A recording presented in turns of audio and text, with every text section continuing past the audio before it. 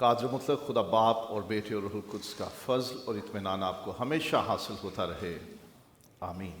آج خدا کے کلام میں سے سیکھیں گے خدا کی عبادت کے لیے گاتے بجاتے رہنا، singing and playing music to worship God. کلام خدا میں ہمیں خدا کی عبادت کے لیے گاتے بجاتے رہنے کا حکم دیا گیا ہے، افسیوں باب نمبر 5 میں۔ اور آپس میں مزامیر اور گیت اور روحانی غزلیں گایا کرو اور دل سے خداوند کے لیے گاتے بجاتے رہا کرو، کنٹینیوسلی۔ ایک بار گا لیا بجا لیا اور رک گئے، ایسا حکم نہیں ہے۔ یہ ہے کنٹینیوسلی، مسلسل گاتے بجاتے رہا کرو، رکنا نہیں، بجاتے رہا کرو، گاتے رہا کرو۔ میک میوزک، میک میلوڈی، خدا کے لیے دھن بناؤ، میوزک موسیقی تیار کرو اور گاؤ، اور مسلسل کیا کرو۔ یہ زبور 96 میں، آؤ ایک نواں گیت رب لئی گاؤ۔ زبور 100 میں بھی گاتے ہوئے اس کے حضور حاضر ہو۔ خدا کے کلام میں تقریباً 400 سے زیادہ مرتبہ گانے کا ذکر ہے، 400 سے زیادہ مرتبہ، اور 50 سے زیادہ مرتبہ حکم ہے گاؤ۔ اور یہ حکم صرف پادریوں کے لیے نہیں ہے، فادروں کے لیے نہیں ہے، استادوں کے لیے نہیں ہے، سب کے لیے ہے۔ ہر ایک شے جو ساہ ہے لیندی، زبور 150 کی آخری آیت۔ ہر متنفس جو سانس لیتا ہے، کوئی ہے جو یہاں سانس نہیں لیتا؟ سب لیتے ہیں۔ دیکھنے سننے والے بھی جو آن لائن دیکھ سن رہے ہیں، کوئی ہے جو دیکھ سن رہا ہے لیکن سانس نہیں لیتا؟ حکم ہے سب کے لیے، گاؤ خداوند کے لیے، خداوند کے حضور گاؤ۔ ہمیں گاتے بجاتے رہنے کا حکم ہے۔ جب ہم گاتے بجاتے ہیں نا تو پھر حکم مان رہے ہوتے ہیں، خدا کی فرما برداری کر رہے ہوتے ہیں۔ ہم یہ ظاہر کرتے ہیں we are obedient to God، ہم خدا کے فرما بردار ہیں۔ وہ حاکم ہے، وہ مالک ہے، وہ خدا ہے، وہ باپ ہے، اس کا حکم ہے، گاؤ۔ کلام میں اس نے 50 مرتبہ کہہ دیا گاؤ، میرے لیے گاؤ، میرے حضور گاؤ، خداوند کے حضور گاؤ۔ نبیوں کے وسیلے، رسولوں کے وسیلے اس نے ہمیں حکم دیا ہے گاؤ۔ تو کیا کرنا چاہیے؟ گانا چاہیے۔ لوگ سمجھتے ہیں کہ یہ موسیقی اور یہ گانا بجانا یہ گناہ ہے۔ کئی لوگ سمجھتے ہیں ارے خدا نے حکم دیا ہے اپنے کلام میں، میرے لیے گاتے بجاتے رہا کرو۔ خداوند کے لیے گانا، خداوند کے لیے ساز بجانا، یہ الہی حکم ہے۔ خدا کے کلام میں 50 بار کہا گیا ہے کہ اس کے لیے گاؤ، اس کے لیے بجاؤ۔ زبور 150 کیا کہتا ہے؟ ساز لے کر، کئی سازوں کا ذکر ہے زبور نمبر 150 میں، کہ سازوں کے ساتھ خدا کی حمد کرو، اس کی ستائش کرو۔ نرسنگے کی آواز کے ساتھ، بربت اور ستار کے ساتھ، دف بجاتے ہوئے اور ناچتے ہوئے، تاردار سازوں اور بانسلی کے ساتھ، بلند آواز جھانج کے ساتھ، زور سے جھنجھناتی جھانج کے ساتھ۔ وہ سب لوگ جو مسیحی ایمان کے حامل لوگوں کو گانے اور بجانے کی وجہ سے گناہگار سمجھتے ہیں، وہ یہ سن لیں، کتاب مقدس ہمیں 50 بار حکم دیتی ہے خداوند کے لیے گاؤ اور بجاؤ۔ ہم انسانوں سے زیادہ خدا کا حکم ماننا افضل سمجھتے ہیں، عزت سمجھتے ہیں، اپنا فرض سمجھتے ہیں۔ ہم گاتے رہیں گے اور بجاتے رہیں گے۔ ہمارے لیے یہ گناہ نہیں ہے، نہ موسیقی گناہ ہے، نہ گانا گناہ ہے، کیونکہ ہم خدا کے کلام کے مطابق حکم مانتے ہوئے فرما برداری کے طور پر اس کے لیے گاتے اور بجاتے ہیں، اور ہمیں گانا اور بجانا چاہیے۔ نبی، رسول اور دوسرے ایماندار اپنے اپنے وقتوں میں خدا کے لیے عبادت کے طور پر گاتے اور بجاتے رہے۔ موسیٰ بہت بڑا نبی، اور قوموں کا بھی اتفاق ہے اس پہ کہ بہت بڑا نبی ہے. اس نے خداوند کے لیے گیت گایا, اپنی قوم کو لیڈ کیا, انہیں گیت سکھایا, پھر ساری قوم نے گایا. عورتیں دف لے کر ناچتی ہوئی گاتی ہیں گیت. اور موسیٰ کی بہن مریم بھی نبیہ ہے, وہ بھی دف لے کے بجاتی ہے اور گاتی ہے. نبیہ یا نبی, مرد ہے یا عورت, نبیوں کے یہ شیوا رہا ہے, ان کی عادت رہی ہے کہ خدا کے لیے ساز بجا کر گاتے رہے. اور داؤد کی تو اتنی بڑی مثال ہے کہ بائبل مقدس میں وہ اسرائیل کا شیریں نغمہ ساز اسے کہا گیا. وہ ایسا خدا کا بندہ جس نے بنی اسرائیل کے لیے گیت لکھے, خدا کی تعریف کے گیت. اور زبوروں کی کتاب اسی کے نام سے زیادہ تر جانی جاتی ہے. تقریباً آدھے زبور اس کے لکھے ہوئے ہیں. داؤد نبی, داؤد بادشاہ, کوئی بھی پہلو اس کا دیکھ لیجئے. نبی گاتے رہے, رسول گاتے رہے. جب خداوند یسوع مسیح کے ساتھ آخری فسح کھائی تو لکھا ہے کہ وہ پھر وہ بالا خانے سے نکلے اور گیت گاتے ہوئے زیتون کے پہاڑ کی طرف چلے گئے. مسیح کے ساتھ مل کے انہوں نے گیت گائے. اور اعمال کی کتاب باب نمبر 16 میں پولس رسول سیلاس کے ساتھ قید خانے میں ہے اور وہاں خدا کی حمد کے گیت گاتا ہے. خداوند کے نبی, رسول اور دوسرے ایماندار بھی. پوری قوم کا ذکر کیا, صرف مثال ہے ایک کہ پوری قوم نے موسیٰ کی سربراہی میں, اس کی لیڈرشپ میں گیت گایا. عورتیں ساز بجا کر خدا کی تمجید کرتی ہیں. تو نبیوں کی روایت ہے, رسولوں کی روایت ہے, ایمانداروں کی روایت ہے کہ وہ خدا کے لیے عبادت کے طور پر گاتے اور بجاتے رہے. جب نبی کے کام کرتے رہے تو ہم کیوں نہ کریں؟ رسولوں نے یہ کام کیا تو ہمیں بھی کرنا چاہیے. ایمانداروں نے خدا کے لیے گایا اور بجایا تو ہمیں بھی گانا اور بجانا چاہیے. اس لیے ہم گاتے اور بجاتے ہیں. اور داؤد نے تو کیا کمال کر دیا, خدا کی عبادت کے لیے نغمے لکھے. نغمے مطلب گیت, مزمور, اس کی جمع مزامیر, زبور, داؤد نے لکھے. وہ اسرائیل کا شیریں نغمہ ساز تھا, وہ خوبصورت گیت لکھنے والا تھا. اس نے پھر ساز بھی بنائے, اس نے دھنیں بنائیں, پھر اس نے ایک کوائر کھڑی کی, ہزاروں لوگوں پر مشتمل کوائر, ایک سنائی گروہ. کوائر کا ترجمہ سنائی گروہ, حمد کرنے والی پارٹی, ٹیم, جماعت. تواریخ کی پہلی کتاب اور 6 باب 31ویں سے 48ویں آیت میں وہ سب لوگوں کا بیان ہے کہ جنہیں داؤد نے مقرر کیا تاکہ خدا کے گھر میں وہ گایا کریں.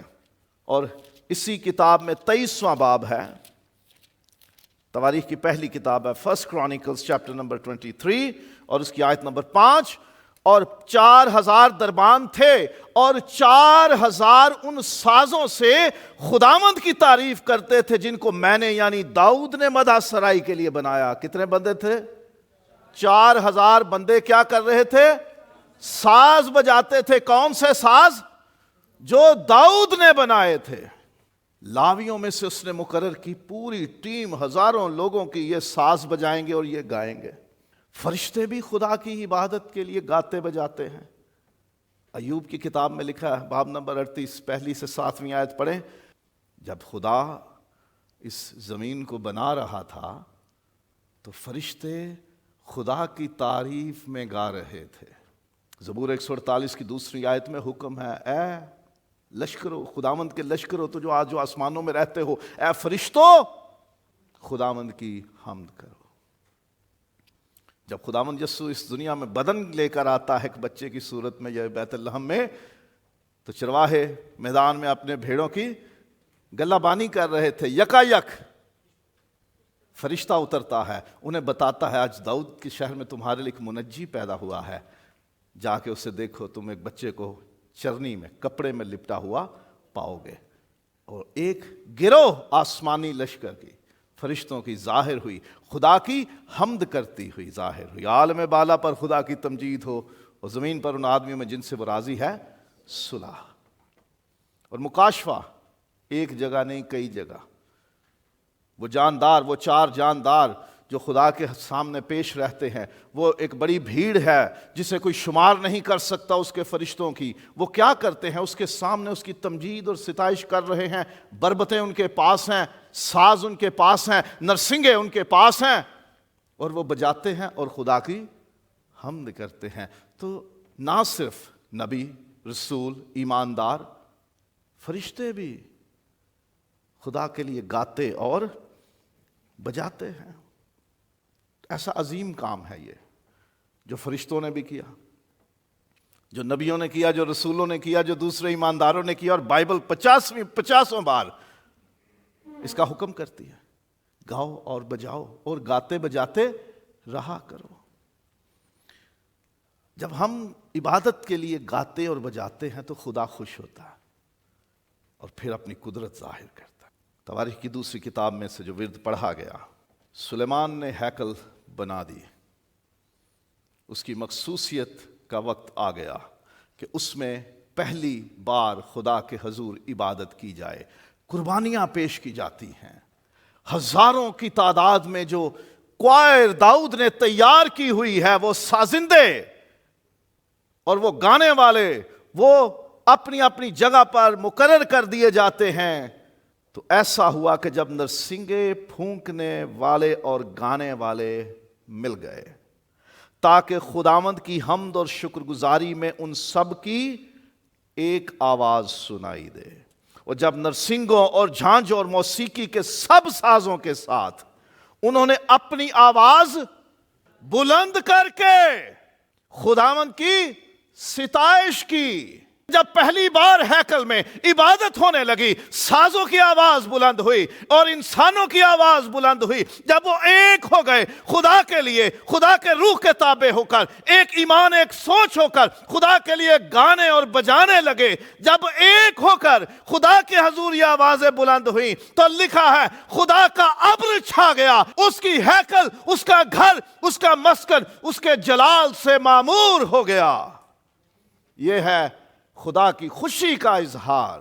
جب خدا کے لیے اس کی مرضی کے مطابق گایا اور بجایا جاتا ہے تو خدا کا جلال اترتا ہے، خدا کا ابر چھا جاتا ہے، خدا کی حضوری اتر آتی ہے، خدا کا تخت لگ جاتا ہے، خدا کام کرتا ہے، خدا اپنی قدرت جاری کرتا ہے۔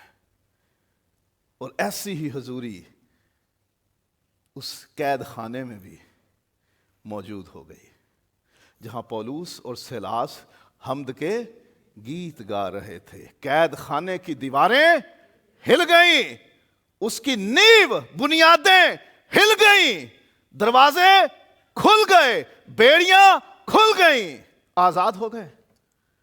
اور ایسے آزاد ہوئے کہ پھر بھاگے نہیں، کوئی قیدی نہیں بھاگا وہاں سے۔ مجرم ہو، بیڑیاں کھل جائیں، قید خانے کا دروازہ کھل جائے تو وہ بیٹھا رہے گا قید خانے میں، کیونکہ وہ بدل گئے تھے۔ انہیں اب بھاگنے کی ضرورت نہیں تھی۔ جن کے بیچ خدا کا تخت لگ چکا تھا وہ تبدیل ہو گئے۔ خدا کی حضوری وہاں پہ تھی، خدا کی موجودگی نے قید خانے کو ہلا دیا، دروازے کھول دیے، بیڑیاں کھول دیں، آزادی کا ویزیبل، ظاہری اظہار ہو گیا کہ تمہیں آزادی ہو گئی ہے۔ وہ بیٹھے رہے۔ دروگے نے اپنے آپ کو مارنا چاہا، آواز دی اپنے تے نقصان نہ پہنچا، ہم سب یہی ہیں، کوئی نہیں بھاگا۔ اور بڑی تبدیلی، بڑی قدرت، بڑا جلال، بڑا کام، بڑا معجزہ یہ ہے کہ زندگی تبدیل ہو جائے۔ دروگے نے کہا بھائیو میں کیا کروں کہ نجات پاؤں؟ خداوند یسوع پر ایمان لا، تو اور تیرا گھرانہ نجات پائے۔ اسی گھڑی انہیں اپنے گھر لے گیا اور اپنے گھرانے سمیت ایمان لا کر بپتسمہ لے لیا۔ جہاں خدا کی حمد میں گایا اور بجایا جاتا ہے وہاں خدا خوش ہوتا ہے اور اپنی قدرت ظاہر کرتا ہے۔ اس لیے ہمیں گاتے بجاتے رہنا چاہیے، اور خدا کی عبادت کے لیے گانا بجانا صرف اس زمین پر نہیں، آسمان پر بھی جاری رہے گا۔ پتہ وہاں کون گائیں گے؟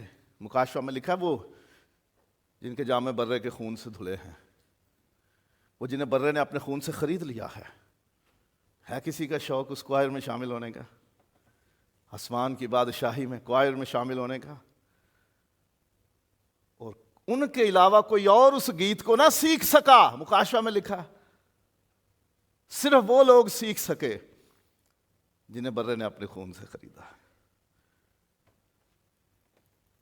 اگر ہم برے کے خون سے خریدے ہوئے لوگ ہیں، اپنے اپنا ایمان یسوع پر رکھ دیا ہے کہ وہ میرے لیے موا، اس نے میرا فدیہ دیا، اس نے میرے لیے جان دی، مجھے آزاد کروایا، مجھے اپنے خون سے خرید لیا اس نے، تو ایمان رکھیں کہ نہ صرف ہمیں زمین پر بلکہ آسمان پر بھی اس کی حمد میں گانے اور بجانے کا موقع ملے گا۔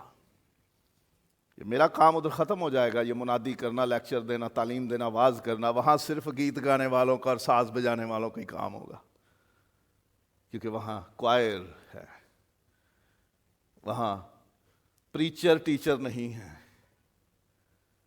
وہاں حمد کرنے والے ہیں، ستائش کرنے والے ہیں اور ساز بجانے والے ہیں۔ فرشتوں کے ساتھ، مقدسوں کے ساتھ، بزرگوں کے ساتھ مل کر ہم خداوند کی حمد کے گیت گائیں گے، وہ گیت جو وہ ہمیں سکھائے گا۔ یہاں سیکھنے کو من نہیں تو پھر وہاں کیسے سیکھیں گے؟ کئیوں کو شوق ہوتا ہے کہنے کو، سارے ہوندے نے بچپن تو سکھے نہیں، سیکھنے کی عادت ڈالو۔ جب لکھا نیا گیت گائیں گے تو وہ کوئی انسان ابھی تک نہیں جانتا وہ کون سا، سیکھنا پڑے گا ادھر جا کے۔ آسمان پر بھی ہم گائیں گے اور بجائیں گے۔ ہم ایسے خدا کی عبادت کرتے ہیں گا بجا کر جو صرف حکم نہیں دیتا کہ تم ہی گاؤ، ہم ایسے خدا کی عبادت گا کر کرتے ہیں جو خود بھی گاتا ہے۔ کیسا عظیم خدا ہے! صفنیہ باب نمبر 3 ہے اور آیت نمبر 17۔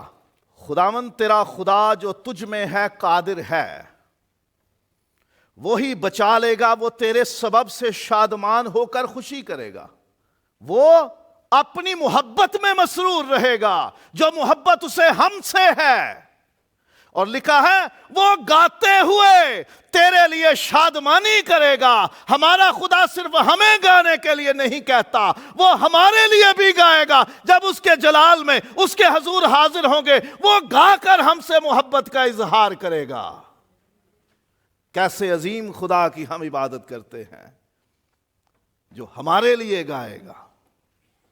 سو گانا خدا کی اپنی صفت بھی ہو گئی۔ گانا وہ عمل ہے جو خدا بھی کرتا ہے، اس لیے گانا گناہ نہیں ہے۔ خداوند یسوع نے بھی گیت گائے، عبادتی گیت۔ جب فسح کھانے کے بعد وہ اپنے شاگردوں کے ساتھ نکل کے زیتون کے پہاڑ کی طرف گیا تو لکھا ہے وہ گیت گا کر زیتون کے پہاڑ کی طرف گئے، اور وہ گیت مخصوص تھے، وہ زبوروں میں سے تھے، وہ عبادت کے گیت تھے جو اس وقت گائے جاتے تھے، فسح کے وقت گائے جاتے تھے، اور وہ گائے انہوں نے۔ خدا یہوہ خدا بھی گانے والا ہے، خداوند یسوع بھی گانے والا ہے۔ مسیح کی خوبی بھی ہے، مسیح کا عمل بھی ہے یہ کہ وہ گاتا ہے۔ عبادتی گیت اس نے بھی گائے۔ اگر مسیح نے گائے ہیں تو ہمیں کیا تکلیف ہے؟ ہمیں بھی گانے چاہیے۔ اور پھر خدا پاک روح عبادت کے لیے گانے بجانے میں ہماری رہنمائی اور مدد کرتا ہے۔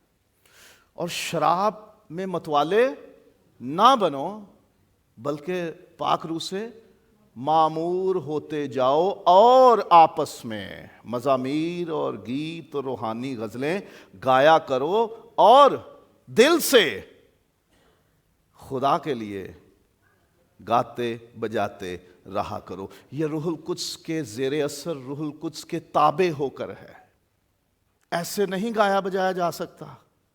خدا کا روح ہمیں ابھارتا ہے، خدا کا روح ہمارے اندر ایمان پیدا کرتا ہے، خدا کا روح ہمیں قائل کرتا ہے۔ جب ہم پاک روح سے معمور ہو جاتے ہیں تو وہ ہمیں اس قابل کر دیتا ہے کہ ہم اس کے لیے گاتے بجاتے رہا کریں، وہ ہماری مدد کرتا ہے۔